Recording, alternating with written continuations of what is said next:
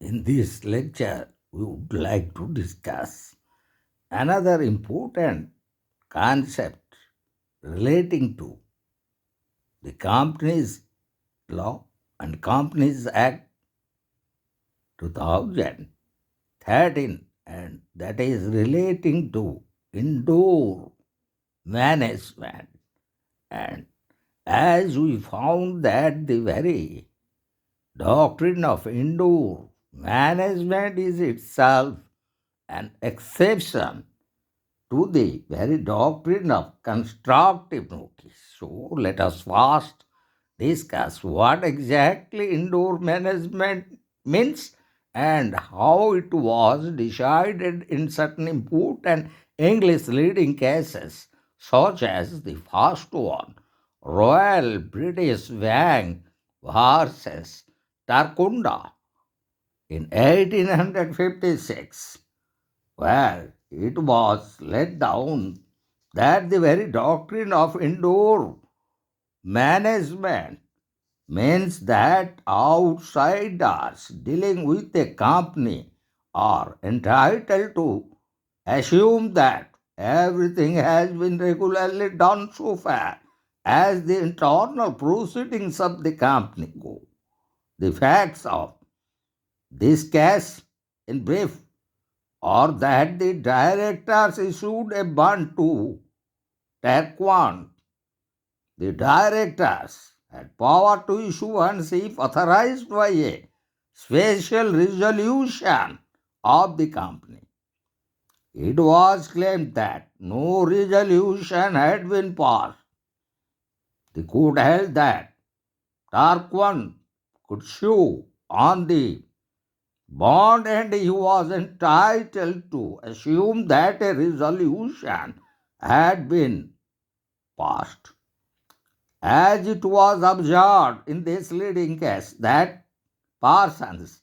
dealing with the company are bound to read the registered documents and to see that the proposed dealing is not inconsistent herewith, but they are not bound to do more. They need not inquire into the regularity of the internal proceedings of the company. So, in short, as per the very judgment delivered in the this leading important English leading case, Royal British Bank versus Tarquin, an outsider being not bound to inquiry whether all the necessary steps have been taken is entitled to assume that the directors have acted properly. So now we would like to discuss the rulings and decisions delivered in another important leading case, and that is Mahoney versus East Holyford Mining Company. So the very rule laid down in the previous important English leading case that just now we have discussed, Royal British Bank versus Tarquin. It provides that an outsider is entitled to assume that the domestic affairs of the company are perfectly conducted. So, in this present leading case, in Mahoney versus East Halliford Mining Company, where Lord Hartley observed that an outsider dealing with the company must be taken to have had knowledge from the articles of the duties of directors as laid down under the articles of association of the company and the modes in which the directors were appointed. But after that, when there are persons conducting the affairs of the company in a manner which appears to be perfectly consonant with the articles of association of the company, then those so dealing with them externally are not to be affected by any irregularities which may take place in the internal management of the company. So they are entitled to assume that of which only they can have knowledge, namely the external acts, are rightly done when those external acts of the company purport to be performed in the mode in which they are to be performed as per the article of association of the company. So, in regards to very meaning and definition and interpretation of indoor management, now we would like to discuss another important English leading case, and that is bigger Staffy versus Loyalist's Wolf in 1896, where the judgment was delivered by Lord Justice Lindley. In that particular leading case, Lord Justice Lindley observed that the outsiders dealing with the company must see whether, according to the constitution of the company, the directors could have the powers which they are purporting to exercise. Here the articles enable the directors to give to the managing director all the powers of the directors except as to drawing, accepting, or endorsing bills of exchange and promissory notes. The persons dealing with him must look to the articles of association and see that the managing director might have power to do what he purposed to do. And that is enough for a person dealing with him bona fide. It is settled by a long string of authorities that were directors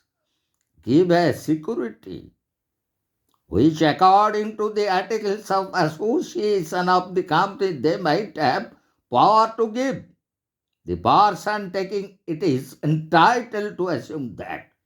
they had the power, as it was observed by Lord Justice Lindley in this important leading case, while exactly defining what is indoor management, and the very leading case of 1896, and it is bigger Staffy versus Rolex Worth. So, now we would like to discuss if indoor management itself is an exception to the very doctrine of constructive notice, as we found, so we would like to analyze and discuss the very definition and meaning of doctrine of constructive notice as provided under Section 399 of the Companies Act 2013. So, in that regard, first we would like to discuss what exactly public inspection of public documents means.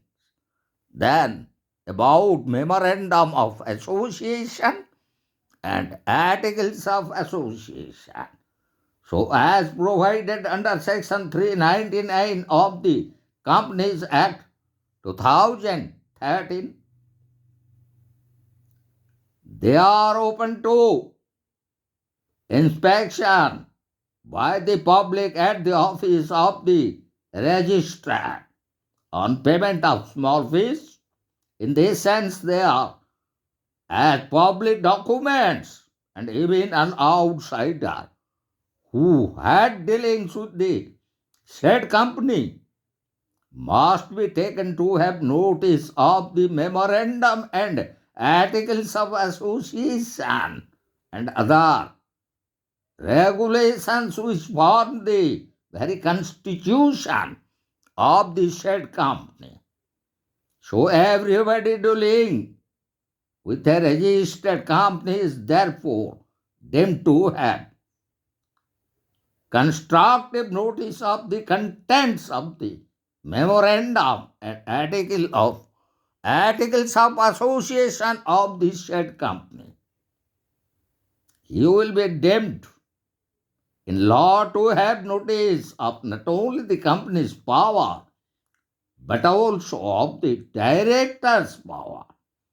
and of the limitations and restrictions imposed by the articles and other regulations. And as here, regarding the very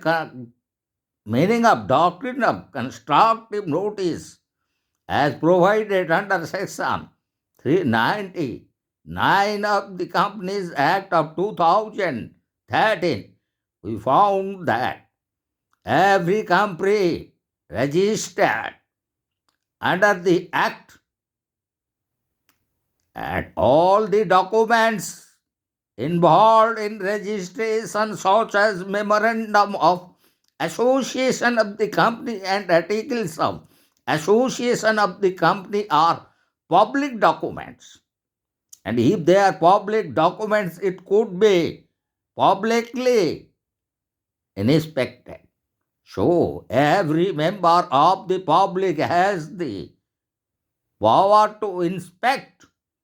those public documents, as because the very memorandum of association and articles of association of a company constitutes the very amplification and limitation of the power of directors. And so those limitations on those powers of the directors of the company and those restrictions itself imposed on the directors in their functioning and utilization of the powers given under articles of association. So these are the documents which are an inherent part of a company when it would be registered under the Companies Act 2013 as per the provisions of section 399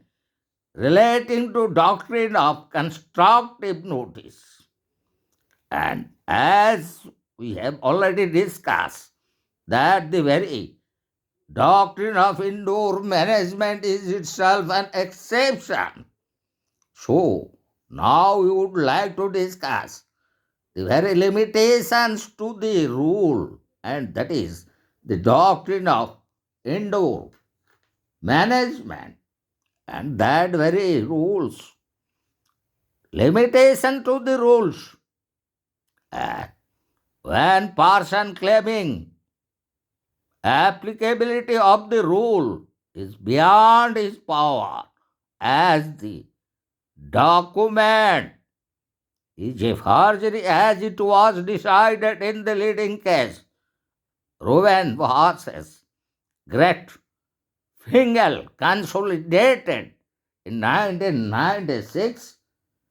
So, the very rule will, as we would like to discuss in regarding to the limitations of the very doctrine as it was pronounced in Royal British Bank versus Taekwondo. So the rule laid down in this particular important leading case will not be applicable in cases where a person purports to do something on behalf of a company which is not within the ordinary ambit of his power, and where the document is a forgery, as it was decided in this important leading case, Ruben versus Great Fingal, consolidated in 1996 by the Court of Appeal in England. So now we'll go to the very next limitation to the very doctrine of indoor management is that persons in charge of the company are not to claim the benefit of the rule. And as it was also pronounced and decided in another important English leading case, Howard's versus Patent Ivory Manufacturing Company. So, the very rule of indoor management will also not be applicable to cases where persons claiming to have the benefit of this rule or the persons who had known of the regularity of the company. It has been held that directors cannot claim the benefit of the protection given by these decisions, for they are bound to see if the internal regulations of the company have been properly observed or not, and they cannot be placed on par with an outsider. So, this is definitely limitation to the rule let down by the Royal British Bank and Tarquanda case. So this is another important limitation which was pronounced by the Chancellor Division Court in this leading case, Watts versus Patent Ivory Manufacturing Company. Accordingly, persons in charge of the affairs of the company are not entitled to claim the benefit of the above rule, that is indoor management. And the last limitation that we found in cases where an officer of the company in a manner which would not ordinarily be within his province. So, if an officer of the company acts in a manner which would not ordinarily be within his province, the company is not bound by his acts merely because the articles of association gave power, which in fact was not exercised, enabling the directors to delegate any of their powers, particularly if the third party had not read or relied upon the articles. So, in this very important lecture relating to the Companies Act 2013, we discuss the very exception to the doctrine of constructive notice, and that is itself a rule of indoor management, and which was developed in the important leading case in 1856, that is the Royal British Bank versus Tarquanda. And subsequently, the rule of indoor management was held again in another important English leading case, Mahoney versus East Holyfoot Mining Company, and finally it was again upheld in bigger Steppy versus Lowell's Wharf in 1896, and subsequently, as per the provisions of the Companies Act 2013 under Section 399 of the Act, we found as it is an exception to the very doctrine of constructive notice. And as doctrine of constructive notice itself includes public inspection of public documents, and as memorandum of association and articles of association of a company are public documents, So now we would like to refer those discussions that already we have made regarding the limitation to the rule of indoor management. So, the very three limitations that we found were also decided through some important leading cases of English legal system and delivered by the English